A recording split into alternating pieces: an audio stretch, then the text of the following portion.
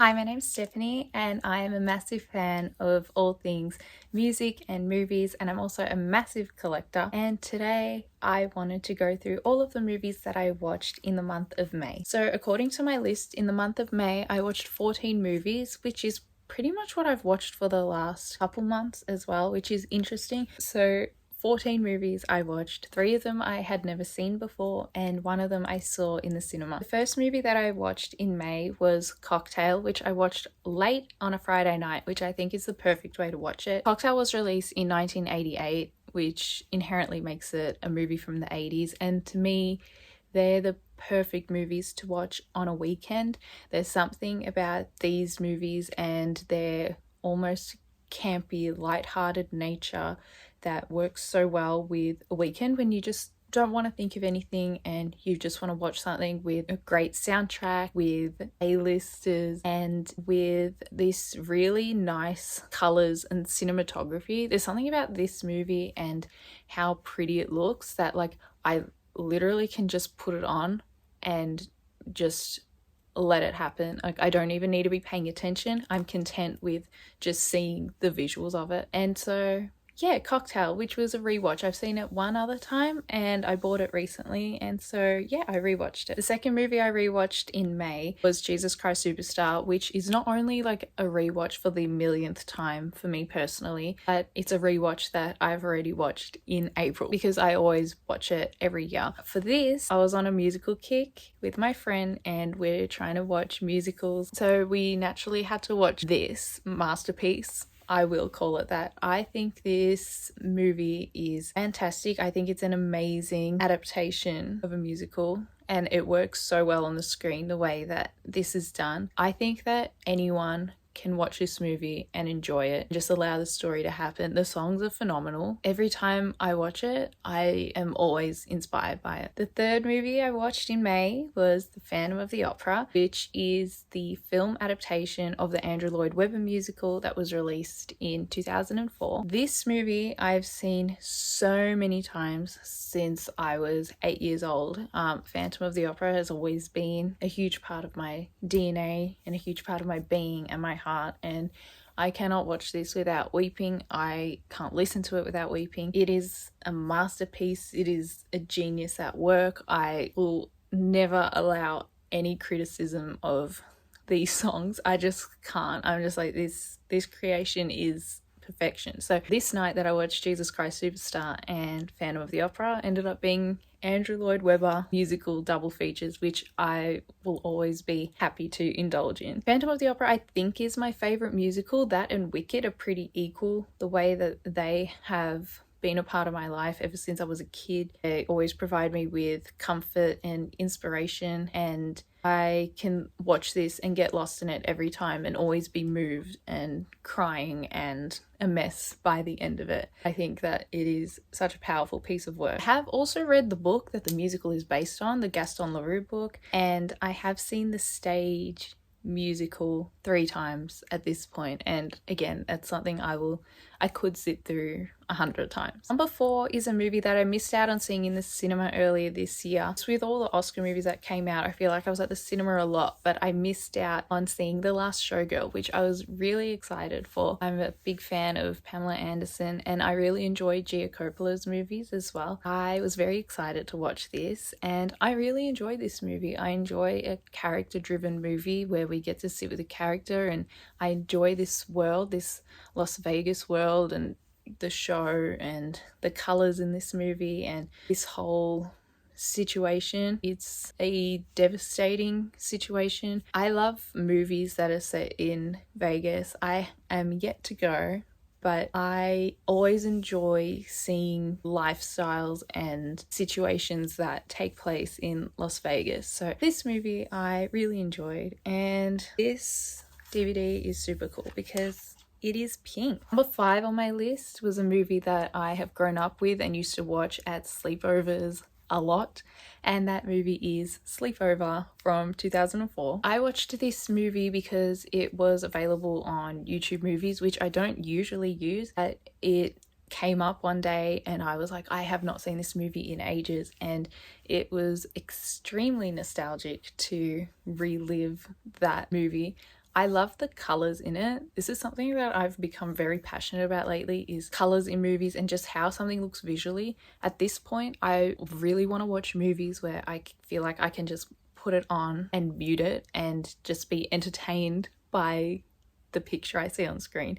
And I feel that way about this movie because it is from the early 2000s. It's got bright costumes and it's got just all these fun elements that make it lighthearted and enjoyable to watch. And even now, like, there are many questionable things that take place, but it's just a lighthearted movie that used to bring me a lot of joy, and I'm glad that, like, watching it now as well, it brings me joy as well. Number 6 is another rewatch, and that is Weird Science. There used to be a shop that I would go to around like 5 or 6 years ago, and on the screens there they would play 2 movies. They'd play The Nutty Professor, the Jerry Lewis version, which I love, and they'd play Weird Science on another TV. And sometimes when I'd be in the store, I used to go kind of often, I'd just kind of end up standing in front of like either TV. And I had seen over the years just like lots of visuals from Weird Science because of that. And that's what I'm talking about when I say like putting on a movie that's just really pretty and that it just kind of grabs your eye because it's so visually stunning. To me, that's this. I feel that way about most 80s movies. I just find this movie is entertaining. It's an 80s movie. It's fun.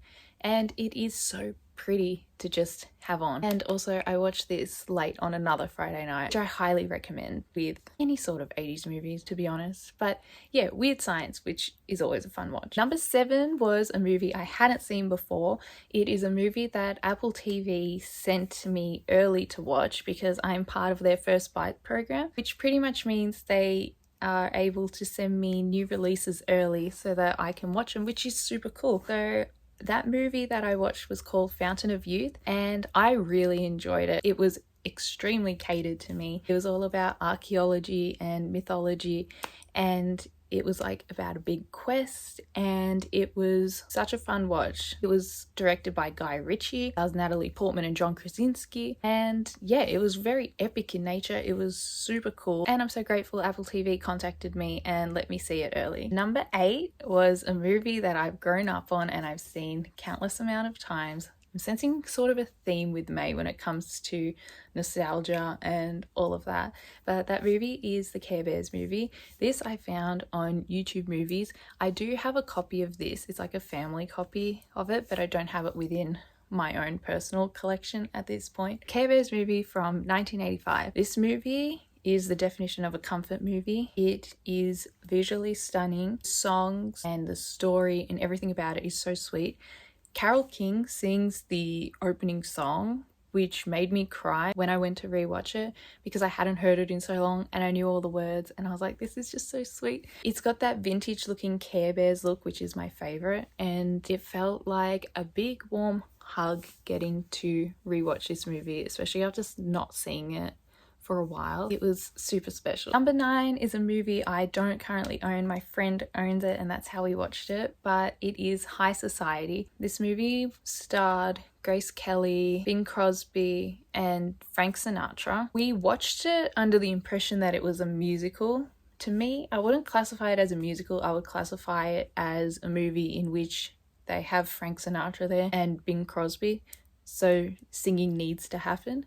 And I was happy with that. I thought that was fun. It was cool to see kind of all these icons together. I really enjoy that genre of movie where you just see these icons all together in a situation. It's a visually stunning movie. It's super fun. It's got an overture and, you know, all of that stuff that comes with a musical. I guess it technically is a musical. I think it's just different to like the next movie I'll talk about after this one. I really enjoyed High Society. Number 10 is a movie I've seen a countless amount of times ever since I was a little kid. I can perform this movie as a one-woman show. I tend to say that a lot about these things just because I've grown up on so many movies. But this one, Oliver, is one of my favorites. I hadn't seen it in a long time and I don't know why, because it's always in the back of my mind and these songs are so special to me. And with Australian ratings, like G is like most accessible rating because it's meant to be like for kids and all that. I do not think it suits this movie at all. I know that I grew up on it,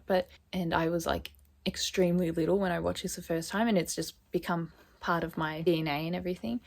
However, I do find that this movie is extremely dark, and for little kids to be watching it is kind of crazy. I don't say that about many movies, but I was rewatching it the other week and I was like, oh my goodness, like this is very intense. With that said, I think that it is the perfect musical. I love everything about it. I think it is perfect. I don't like to fault things anyway, but I just think it's like a perfect movie and perfect musical. This movie also did win 6 Academy Awards, and it won Best Picture when it came out as well, and that is so well deserved. Like I can't fault that decision. The right decision was made when it comes to this as well. Oliver, I absolutely love this movie so much. Number 11, we have one of my favorite animated movies, and that is The Swan Princess. Now, I love all of these movies. I grew up on all of these movies. This month of May seems to be full of just like nostalgia watches and animated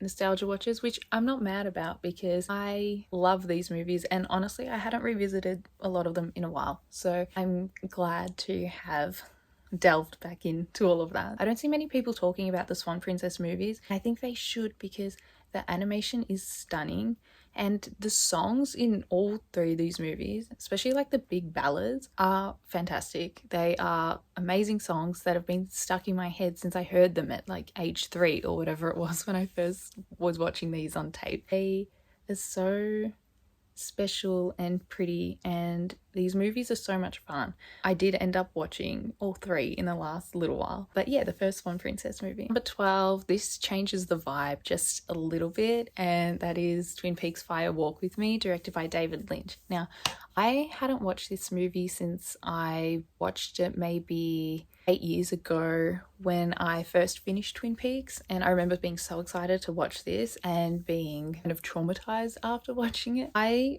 honestly forgot how dark and how uncomfortable this movie is to watch, and then I went and saw it in the cinema, which I think ultimately is a great decision because it was so cool again to see a David Lynch movie in the cinema, and hearing all the sound and the visuals in front of me were so cool. It is extremely distressing and uncomfortable to watch, so be wary of that if you go to watch this movie. It is rated R, but it is, I think, a great watch, and especially if you love Twin Peaks, you kind of have to watch this, just like let it happen. But yeah, it made me very distressed and uncomfortable. So with that said, number 13, I rewatched the Care Bears movie again because I just watched Twin Peaks Fire Walk With Me and I needed something to uplift me, so I rewatched the Care Bears movie. So that was number 13. Number 14, and my final watch of May,